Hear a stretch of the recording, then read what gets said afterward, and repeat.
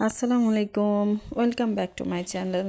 বাইরে প্রচুর পরিমাণে শীত পড়ছে, আর এই শীতের দিনে গরম গরম ইলিশ পোলাও খেতে কার না ভালো লাগে।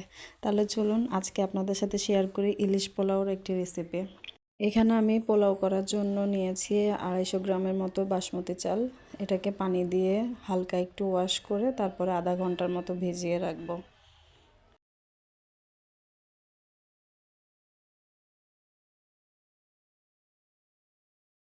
একটি প্লেটের মধ্যে আমি এখানে 6 পিস ইলিশ মাছ নিয়েছি, আর এই মাছগুলোকে আমি ম্যারিনেট করে রাখবো মশলা দিয়ে আধা ঘন্টার জন্য।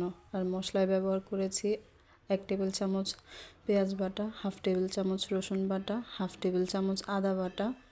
তারপর দিয়ে দিচ্ছি এখানে 1/2 টেবিল চামচ পরিমাণ হলুদ গুঁড়া, দিয়ে দিচ্ছি 1 টেবিল চামচ পরিমাণ মরিচ গুঁড়া, 1/2 টেবিল চামচ পরিমাণ জিরার গুঁড়া, আর 1/2 টেবিল চামচ পরিমাণ ধনিয়ার গুঁড়া দিয়ে তারপরে এখানে পরিমাণ মতো লবণ দিয়ে দিচ্ছি। আরও দিচ্ছি একটা লেবু পুরোটা চিপে, আর দিয়ে দিব 2 টেবিল চামচ পরিমাণ গুঁড়া দুধ দিয়ে এটাকে আমি ভালোভাবে মাখিয়ে তারপরে ম্যারিনেট করে রেখে দিব। আমি এখানে গুঁড়া দুধ ব্যবহার করেছি, আপনারা চাইলে টক দই ব্যবহার করতে পারেন। গুঁড়া দুধ ব্যবহার করার কারণেই আমি এখানে বেশি পরিমাণে লেবু দিয়েছি। আপনারা টক দই ব্যবহার করলে আর লেবু দিতে হবে না।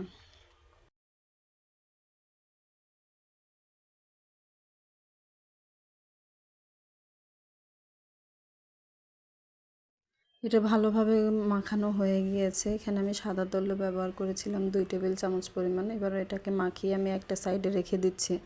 আর অন্যদিকে আমার পোলাও চালটা একদমই পারফেক্টলি ভিজে গেছে। এবার পোলাও রান্না করতে চলে যাচ্ছি। এখানে একটা প্যানের মধ্যে কিছু পরিমাণ সাদা তেল দিয়ে পেঁয়াজ দিয়ে দিয়েছি, এটাকে আমি বেরেস্তা করে নেব।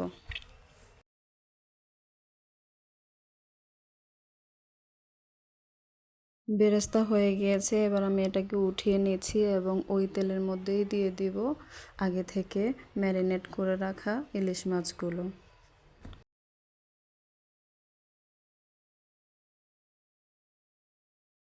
এক এক করে সবগুলো মাছ দেওয়া হয়ে গেলে ওই মশলার প্লেটটা ধুয়ে অল্প একটু পরিমাণে পানি দিয়ে দিচ্ছি এবং একটু নেড়ে চেড়ে মশলাগুলো ভালোভাবে মাছের সাথে মিশিয়ে তারপর ঢাকা দিয়ে দিচ্ছি।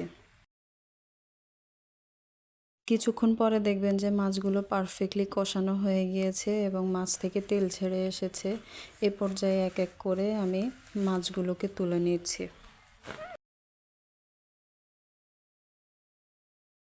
মাছগুলোকে তোলা হয়ে গেলে এরপরে ওই মাছের মশলার মধ্যে দিয়ে দিচ্ছি আগে থেকে ধুয়ে রাখা বাসমতি চালটা দিয়ে ভালো করে নেড়েচেড়ে কষিয়ে নিব।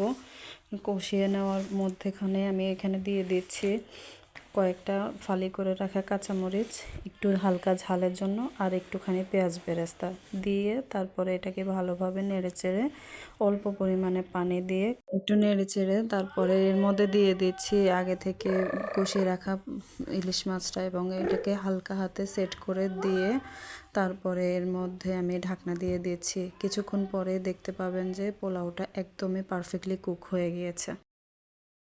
এ পর্যায়ে আমার ইলিশ পোলাও একদমই রেডি হয়ে গিয়েছে। এখন উপর থেকে 1 চামচ পরিমাণ ঘি ছড়িয়ে দিচ্ছি আর দিয়ে দিচ্ছি কিছু পরিমাণ পেঁয়াজ বেরেস্তা। তাহলেই তৈরি হয়ে যাবে আমার মজাদার স্বাদের এই ইলিশ পোলাও। আর এটা গরম গরম খেতে এতটাই মজাদার হয়ে থাকে, এতটাই লোভনীয়, আপনি না খেলে বুঝতে পারবেন না যে আসলে কতটা মজার হয়ে থাকে।